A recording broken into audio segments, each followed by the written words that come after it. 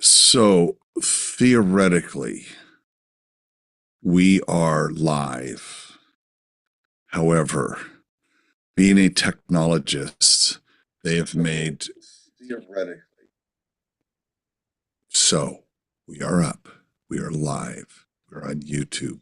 How's that? Beautiful. Huh? Okay. Beautiful. And good morning, everybody. Good morning. He's Dewey Freeman. I'm Mark Sylvester. We are the Elder Council. It is 7 in the morning. I sure wish the weather would figure out what the heck it wants to do because it was 90 this week. No kidding.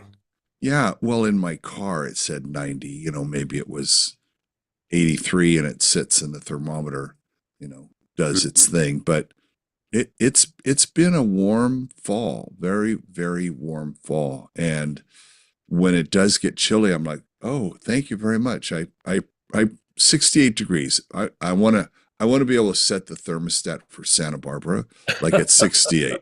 At 68, that'd be good. Yeah, and if they want it up or down, we'll have a meeting. We'll talk about it. Maybe we'll move it up one or two. I I get that. I would love 68 all the time too. That'd be good here. Right? It's perfect. 68 is perfect. Yeah. It has Thank been a you. little cooler here than there, so Yeah. This, ladies and gentlemen, welcome to the show where two old guys are talking about the weather. We should start whining about our health next.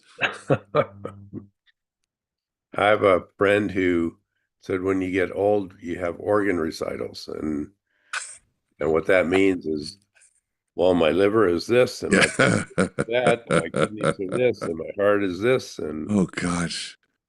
That's just we got to bore the heck out of our mates, which is what we were talking about. And I thought we would just hit the live button and we were talking about the depth of relationships and the ones where you've got a lot of relationships that aren't very deep, or you have a couple of relationships that are very deep, or you have some nice mix in the middle where you've got a good. So I think maybe that's what it is. It's a good social network of maybe friends that goes a little bit like my pickleball buddies or things like that. And then you've got, your it's been my experience that having your mate you live with and work with and play with and all those things and have that be solid allows you to have a best friend like you and I have, right? Have that relationship, oh, totally. right? I think I'm good at the two deep ones. And this is to the exclusion of my family, my kids, which Hmm. are deep. But I'm pretty sure I wouldn't talk to my kids about everything.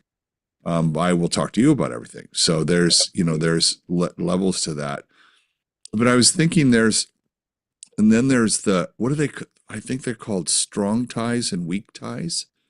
That's a term of art, right? And those weak ties, it's still a tie, it's just weak. Hmm. I've been networking like crazy the last 3 weeks. By networking, I mean being out there with people with our startup Coastal Intelligence, and this week was Art and AI Week in Santa Barbara. So there were Oh, really? several. Oh yeah, it was. We had an international symposium here. I was a guest of honor at that. I interviewed one of the leading artists in the world, Ulrika Kerber from Berlin, came in and she taught and did workshops and was involved in all the little bits. But I got to have her on Monday night. We did a fireside chat, How and fun is that? it was so great. What was reason I'm bringing it up is that I saw tons of people who I've known for years in Santa Barbara and haven't seen for years. Mhm. Since COVID, we play close to home, and I don't have any reason to be out. Now I have a reason to be out. And in being out, I'm seeing, oh, or I meet these people. I see them, like, their hair is as gray as mine. And they're like, oh, I remember you. You used to be. I was like, oh gosh, my kingdom for when I did the same kind of thing at Wavefront and I was 40, right? Same kind of deal. So one is what is similar about what you're doing, but two is how are you doing it differently? Even though you're doing something similar, what's the difference between how you did it when you were 40 and how you're doing it now? I'm an order of magnitude more present. Hmm. I'm an order of magnitude more intentional. I'm an order of magnitude more aware that I am there for them, not for me. And those are things I've learned, over the last 35 years. I'm going to look at, my TED eldership. I'm going to look at what we do with storytelling school. I'm going to look at martial arts. I'm going to look at like kind of all the things since 50, right? So the last 22 years, that chapter, this current chapter I'm in is way different than, I mean, I'm thinking of probably 0 to 20, 20 to 30, 30 to 50, and 50 to now. There are really distinct epochs. Sort of distinct. Yeah, it was, until I escaped the gravitational pull of Los Angeles at 19 to move here to Santa Barbara. And uh, from that, those my 20s were cooking, then starting Wavefront in my 30s, which went till I was 50, and then meeting Kimberly and doing our whole thing since I was 50, 49.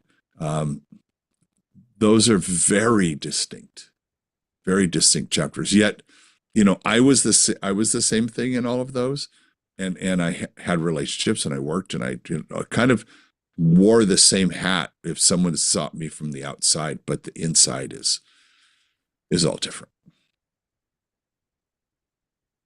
How would you describe that difference? What's different inside? Um,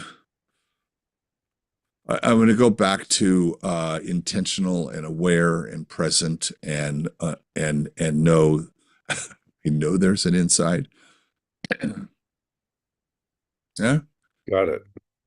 So for you, there's more awareness of what's happening inside, is what you're saying. I think that uh, the tenets of martial arts, courtesy, integrity, perseverance, self control, and indomitable spirit, entered my life when I was 49. At Mm. the end of being 49, second part of being 49, met Kimberly, met Master Wheaton, and that had a has continues to have a profound effect on how I lead my life.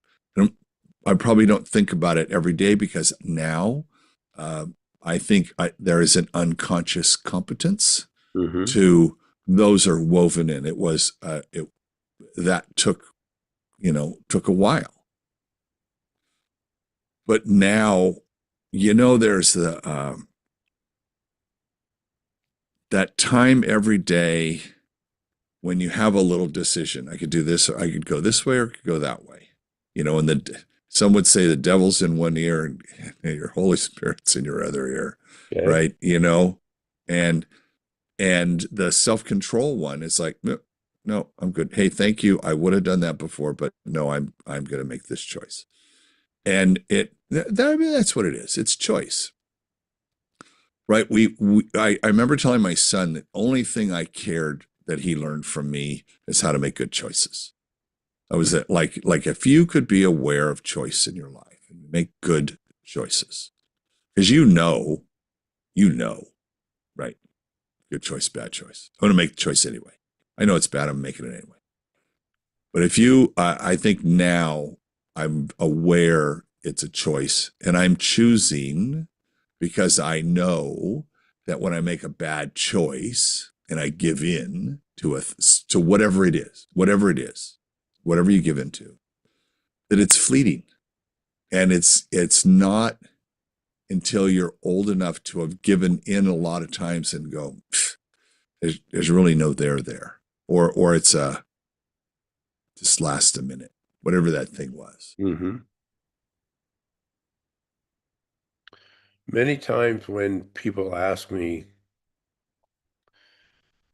as either a therapist or a university professor, because what I teach is I have taught and I do teach therapists how to become therapists. And when someone says to me, "What is health, Dewey? How do you define health?" Mm, And the way that I define health is very much about how you're speaking. Is I define health as the process of being able to be aware of what's happening and to make a choice. And there you go. the choice is the key component of that. And we can't make choices if we're not aware of the different possibilities. Um, so it's not always an either or choice or even a yes and choice. Many times it's a choice from many. There might be 5 or 6 or 8 possibilities. Mm. Um, but to truly have a grounded choice about what we do, how we do it, when we do it, where we do it, those kinds of things is, eh, to me, is the core of what I would call health and healthy relationships. So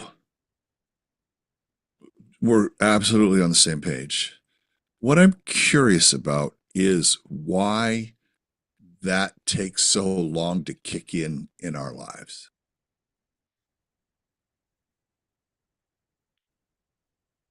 Why the possibility of choice takes so long to kick in?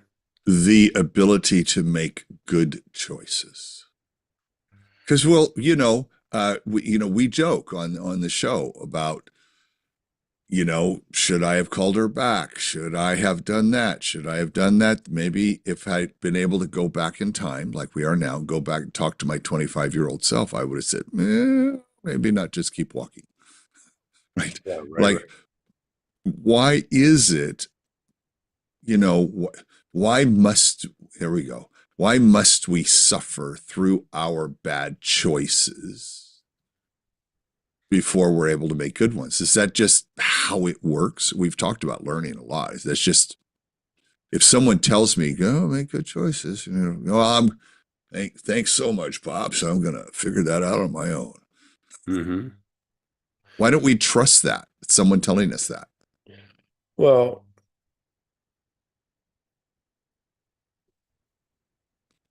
one piece is a good choice has to do with both context and perspective. Sometimes a good choice is to go out into the rain, and other times a good choice is to not go out into the rain, depending on it, just metaphorically, I'm speaking. And one of the pieces that happens is that we, from a very, very, very young age, get messages that in the psychological world are called interjects that we do not assimilate. And what I mean by assimilation is we essentially swallow certain messages whole. So if from a metaphorical kind of place is, do we take a bite of apple and chew it up and swallow what is good and spit out what isn't good? Or that's sort of the metaphor of assimilation, is to actually is literally the process of chewing. And the or do we take a bite of apple and just maybe chew it twice and swallow it whole without even tasting it? Mm. And you can actually tell a lot about how people run their lives in the world by how they eat and whether they actually chew their food and whether they actually chew their food and like if you taken a bite of chicken and is there a bone in it that you are chewing and you hit the bone and it's like, oh, I need to do something with this and get rid of the bone, or do you just try and chew it up and swallow it anyway? Um, when people, if we watch people eat, or if we as ourselves watch ourselves eat, do we allow ourselves to taste the food? Do we allow ourselves to chew the food and really begin breaking it down and taking in what we want and letting go of what we don't? Or do we just take as big a bite as we can and do three little bites and then swallow the whole thing whole, or three little chews? So, What's interesting about this metaphor, which I'm loving, thank you so much, because you know me as a chef. And what I was thinking in my head is some of the people I know who are slow eaters are also very intentional human beings. I just exactly. know them to be that way. And so while it's a great metaphor, it's also true in that sense. I think everybody who was listening to you say that could react to that. It made me think two things. One, before we ever hired a salesperson at Wavefront, I insisted that one of the partners, have a meal with them. Really? Yeah, insisted. What was your Um, purpose behind that? It almost uh, sounds like sort of intuitively you knew uh, what we're talking about. no, it was this one guy who had this. He was a salesperson, had this terrible habit. Whenever it was good and bad, terrible habit of whenever he would sneeze into his arm, which is fine, but then he'd wipe his nose with the rest of his sleeve, right? So, protecting yourself. Thank you very much. I appreciate your concern for me, but don't do this with I mean, you're a salesperson, for God's sake. And he wasn't conscious enough to, like, in public. And I was like, okay, from now on, I want to eat with every single person Mm, who's going to have public facing person. And mhm. we did that from then on. But I didn't know about this slow eating thing, right? Didn't know about that. But I just want to see, what are your manners? If you're going to be, representing me out there in the world selling, 100%. right? But then I was just thinking about first dates, right? First date where I'm going to go have a meal with someone. We're going to sit and get to know one another. And um, am I wolfing down my food? Am I, taking my time? And a lot of the people who take their time are very apologetic about it, by the way. Hey, I'm sorry it's taking me so long to eat. Why are you sorry? It's just, you're a slow eater. Fine. My fast eating was from restaurant business in my 20s. Hey, I'm in between this and that. I'm hungry. I'm going to eat standing up and keep going. Hmm. Right. It was more of a pit stop. It was more of a pit stop than sitting down and reflexively taking my time and eating. And I'm thinking now, to Kimberly and I have developed a lovely little routine on Friday night around 5. There's a lovely restaurant around the corner that starts getting busy at 5, and I call down and talk to the manager, and he sets our table aside for us, and we go down. And place is very, very popular here in Montecito, so it's packed all the time. But I love just sitting there, and the whole world, it's noisy, but it goes away because Hmm. we're very present with one another, and we're not having to eat fast. We totally take our time. They know now that just bring food in waves to Mhm. us. And to your point last night, I remember distinctly thinking how much I enjoyed being there for her and with her. And we were talking about I'm, as our listener knows, I'm a technologist, and I'm building lots of things in AI. And I got thinking about making something for her that would make her days easier with her clients. I had this idea, Mm. but being able to brainstorm and talk about that, but weave in and out. And I thought, we are the only person for each other who can do that in our lives. And I was deep. It was like, it was just a flash. It wasn't, I didn't ruminate on it for a long time, but I just really appreciated it. Well, and that taking time, whether it's eating, whether it's talking, whether it's literally just sitting with each other, is so incredibly important. And the when as you're talking, and I mean, I know that you're like a top level chef.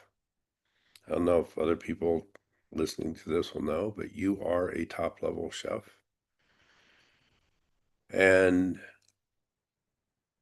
if we even carry the metaphor a little bit further, it's like, and I've been in situations where you are providing food like over 4 to 5, 6, 7 day period, all meals, all snacks. When you make something, you take a long time to make it. Not because you're slow, but because it takes a long time to make really good things. Does that make sense? Totally. Totally. The food metaphor hangs in there for us, doesn't it? Totally. But if you make something, let's say that you make a pastry for breakfast along with eggs and something else, which you have been in situations where you've done that.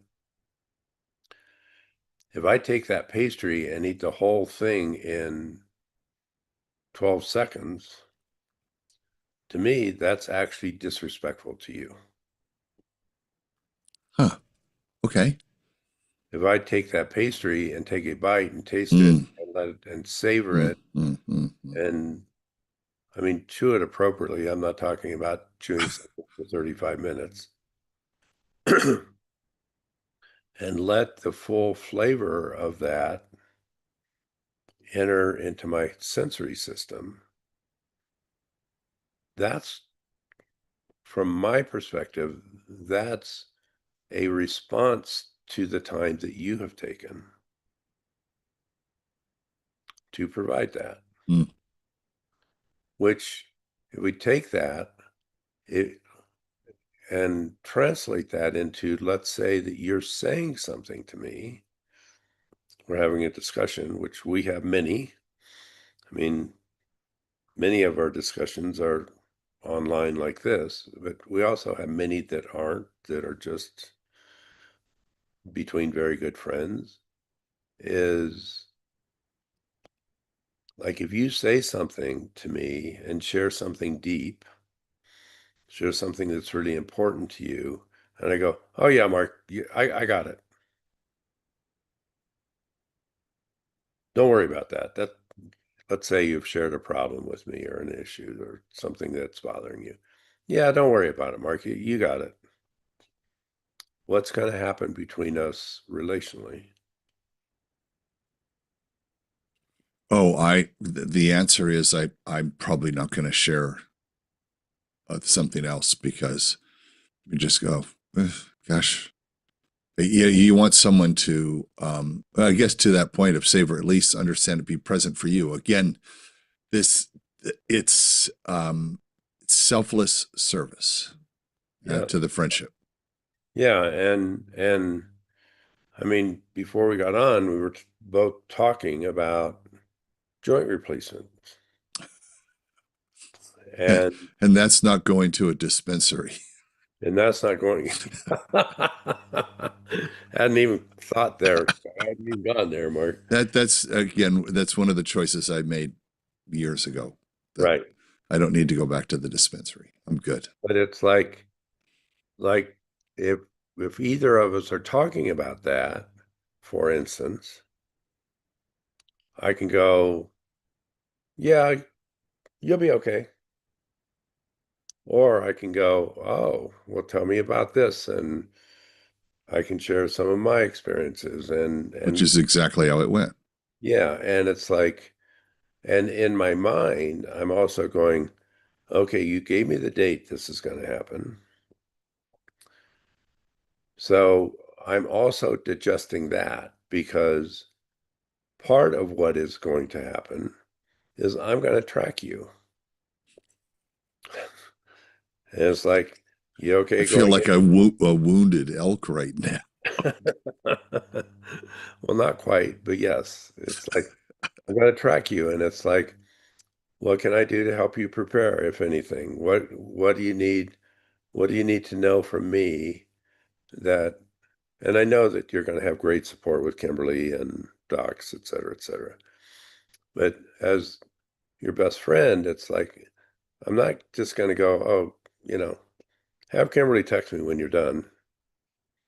It's like, I'm going to track what's happening. I want to chew the information. I want to assimilate the information. And I want to put together an internalized plan on what I'm going to do with that. Because I will be following when you go into the hospital. I will be following up when you after your surgery. I will be following up to see how you're feeling. I will be following up to see how much pain you're in. I will be following up to see what how your mobility is, to see how the anesthesia affected you, to all of those things, and sort of wrapping this back around for me to actually be able to make choices about what I want to do with our relationship. I actually have to take in what you say, sort of chew on it a bit to I was assimilate just it, going to say you have to slow down and chew it a little bit. chew it a It's little bit, again that's your choice of metaphors worked so yeah, perfect. and hold this, and you know, and even with that metaphor, we can go. Sometimes life's a seven-course meal, and sometimes there are times where it's like you mentioned the restaurant business when in the horse business when I'm up with horses. I mean, there's times where I literally have 12 minutes to eat something. And if I don't, I'm going to get all grumpy. So there are times where we can do those things. But the bigger picture is like, how do we really allow ourselves to take in information? And instead of just swallowing it whole and believing it, is that we actually take the information in, we chew it up, we then take in what fits, assimilate what fits, and we discard the rest. I think that's a perfect place to put a pin in this conversation. And I would challenge people who watch this uh, whenever they watch it to your next encounter with a human. Chew slowly. Ooh, yeah, love it. There's our T-shirt. Hey, I love you, Doc.